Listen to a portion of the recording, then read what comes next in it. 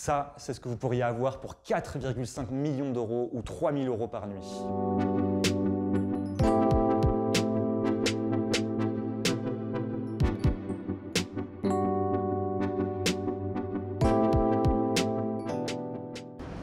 Nous sommes à Alésia, au cœur du 14e arrondissement de Paris, et nous allons visiter une villa exceptionnelle à quelques minutes de là.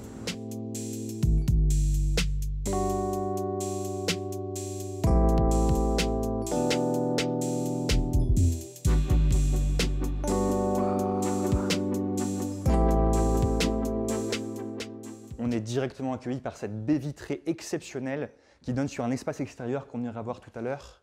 Mais déjà, regardons la taille de ces canapés. Vous en avez un ici, et bien sûr un énorme ici qui pourrait accueillir au moins une dizaine de personnes. Est-ce que c'est pas exceptionnel? On est au milieu de Paris, au milieu du 14e arrondissement de Paris, et on se trouve avec un espace extérieur énorme. Alors qu'on sait déjà qu'à Paris, un simple balcon peut faire prendre 15% de valeur à un bien. Ici, on a une terrasse qui peut accueillir une cinquantaine de personnes. Alors si on revient vers l'entrée, sur la droite, nous avons une salle à manger qui a 3 entrées, une directement sur le salon et 2 proches de l'entrée principale, et qui peut accueillir aussi une dizaine de personnes facilement.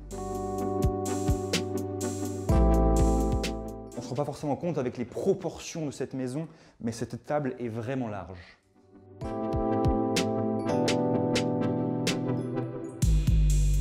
Pour manger, bien sûr, il faut faire à manger. Et ici, on a de quoi faire.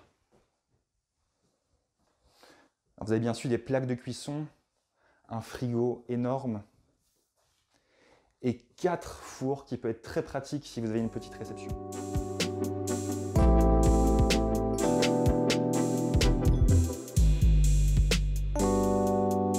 On va retourner vers l'extérieur. Si vous ne voulez pas manger à l'intérieur comme on a vu tout à l'heure, on peut comprendre quand on a une terrasse comme celle-ci. Vous avez bien sûr une table à manger ici, qui peut accueillir aussi une dizaine de personnes, ainsi que 2 banquettes. On y va.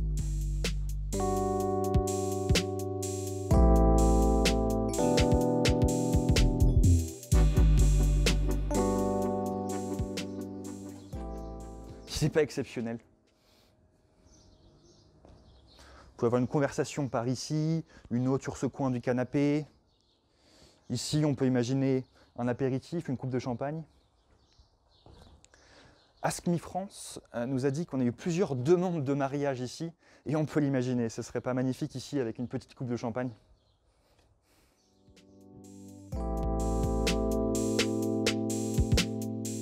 Alors on note encore une fois la hauteur sous plafond dans le salon. On a ici un balcon intérieur qui donne vers une chambre qu'on visitera tout à l'heure.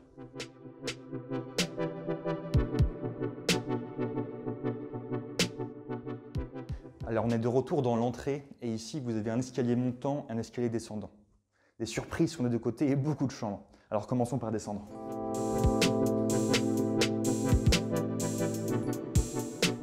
Alors on a une première chambre sur la droite. Très confortable, avec bien sûr une fenêtre et une salle de bain intégrée.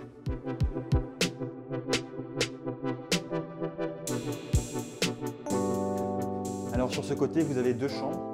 Alors ces 2 chambres partagent cette salle de bain, qui est plus grande que la première.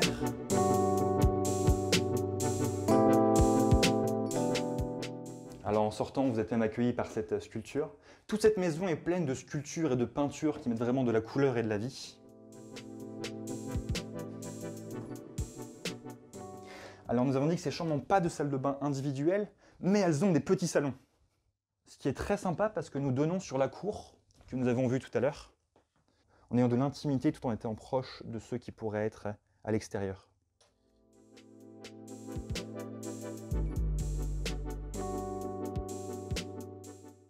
Une autre chambre qui peut aussi faire office de salon ou de salle télé. Bon, bien sûr, c'est un canapé convertible qui peut accueillir plus de personnes. Mais on peut aussi être très content dans une villa comme ça de pouvoir se poser et regarder la télé. Donc nous entrons ici dans la 4e chambre, avec de nombreux placards sur le côté. Et plus loin, toute la chambre. Alors c'est à nouveau une chambre complète, et cette fois-ci on a tout. On a à la fois un petit salon qui donne sur la cour, comme les deux à côté, un lit bien sûr de grande taille, et sur ce côté nous avons une douche avec un lavabo. Bien sûr, quand vous résidez ici, vous ne voulez pas amener vos affaires à la laverie. Et ici, vous avez de quoi faire. Vous avez 2 machines à laver de taille standard et une machine à laver super grande. En fait, vous avez la laverie à la maison. Remontons. On a vu l'étage principal, la cour et le bas, et maintenant, le meilleur pour la fin, on monte.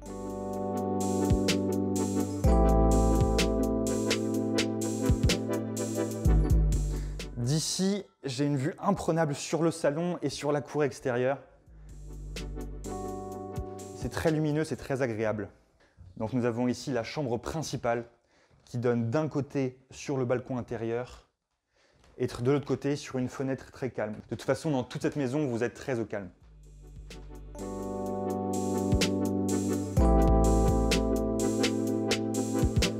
Mais le plus exceptionnel dans cette chambre, c'est pas cette grande télé, c'est pas ces tableaux, c'est pas la vue, c'est la salle de bain.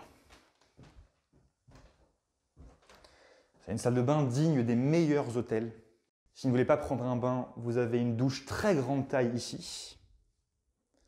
Vous pouvez même vous laver à 2 ou quelqu'un dans la douche, quelqu'un dans la baignoire.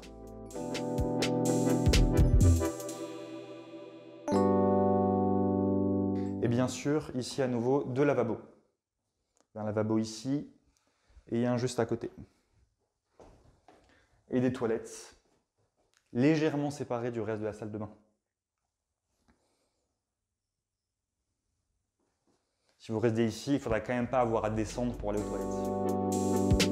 Allez, redescendons.